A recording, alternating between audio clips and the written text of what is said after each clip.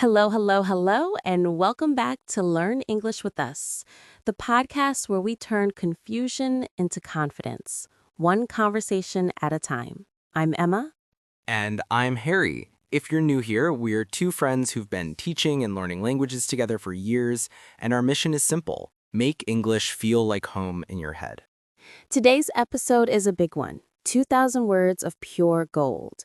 We're tackling the question we see in our inbox every single day. How do I train my brain to actually think in English instead of translating everything? And because we love you, we're turning this into a cozy couch-style conversation. Picture us on a big, squishy sofa, mugs in hand, while we unpack the neuroscience, the myths, the hacks, and the daily drills that rewire your mind for English. So grab your favorite drink, pop in those earbuds, and let's turn your brain into an English-speaking machine. Ready, Harry? Always ready. Let's roll. Section 1. The Translation Trap.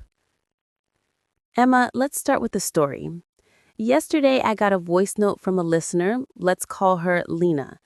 She said, Emma, I've studied English for 10 years, but in meetings, I still freeze.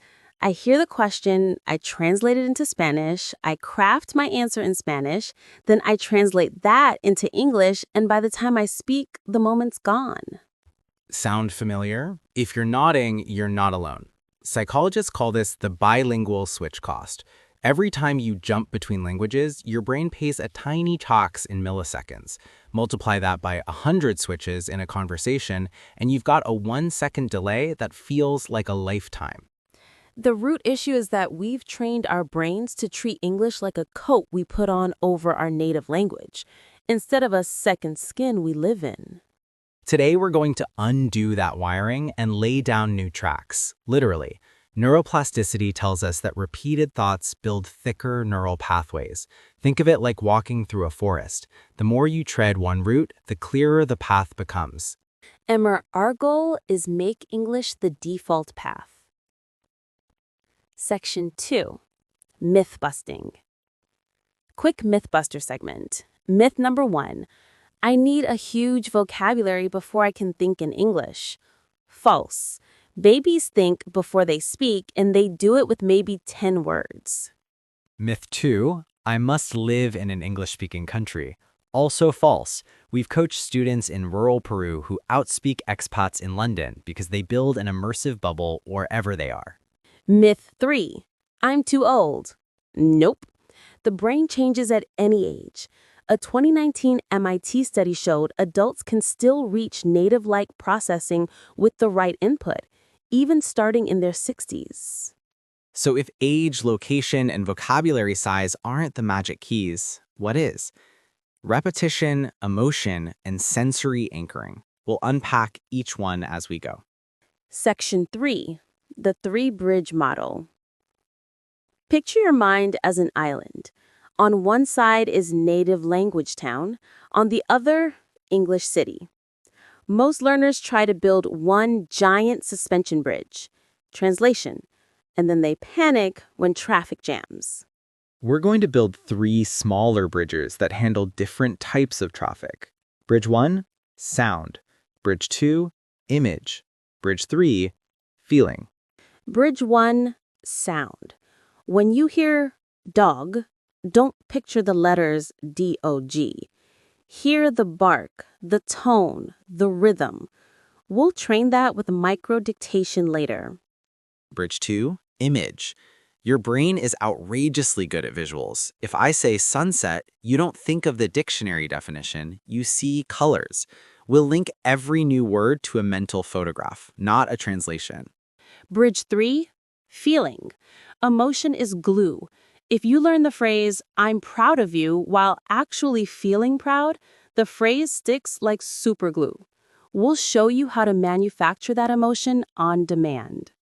Section 4, the 24-hour loop. Now let's build a daily loop that hits all 3 bridges. We call it the 24-hour loop, 4 tiny habits, 6 minutes each, spaced through the day. Habit 1, morning spark. When your alarm rings, sit up and say 3 sentences out loud before your feet touch the floor. Example, I'm awake, it's Tuesday, I smell coffee. That's it. 6 sentences, 30 seconds, but you're telling your brain English starts now. Habit 2, commute caption. On your way to work or school, look around and caption what you see like you're narrating a documentary.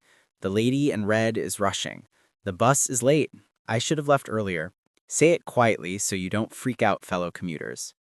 Habit 3, lunch label. Pick one object on your table, maybe a spoon, and spiral out 5 descriptions. This is a spoon. It's shiny. It reflects my finger. It's colder than the soup. I use it for dessert. You're forcing circumlocution, which builds fluency muscles. Habit 4, night note.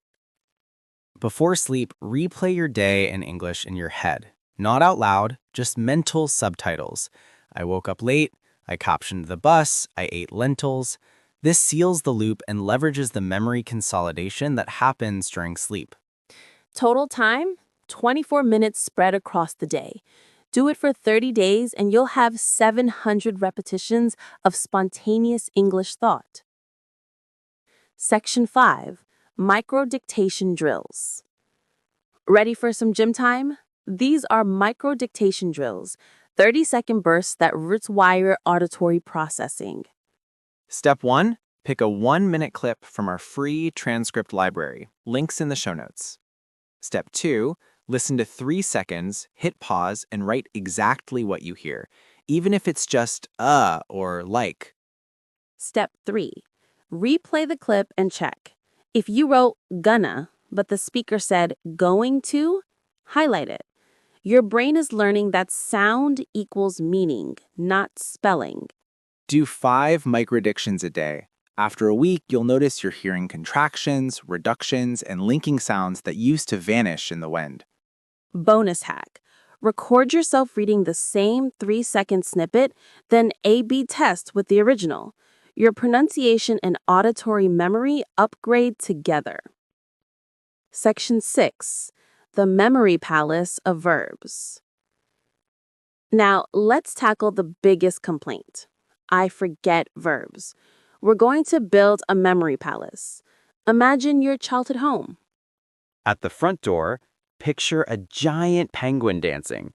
That's your trigger for to begin. Sounds random, but the stranger the image, the stickier the memory. Walk inside. The sofa is soaring through the ceiling. There's your verb, to soar. In the kitchen, the fridge is whispering secrets, to whisper. You're attaching motion and emotion to each verb. Every morning, take a 30-second walk through your palace, out loud. I begin, I soar, I whisper. After 10 walks, you'll have 30 verbs that pop up without translation. And because the palace is spatial, you can see the verbs in order during conversations, which stops that tip of the tongue freeze. Section 7. Emotional anchoring. Final layer. Emotional anchoring. Neuroscientist Dr. Antonio DeMeo proved we remember what we feel. So let's manufacture feelings on demand. Pick a power phrase you want to own. Maybe, I can handle this. Say it while doing a power pose. Feet wide, hands on hips, chin up. Hold for 2 minutes. Your testosterone rises, cortisol drops, and the phrase gets soaked in confidence.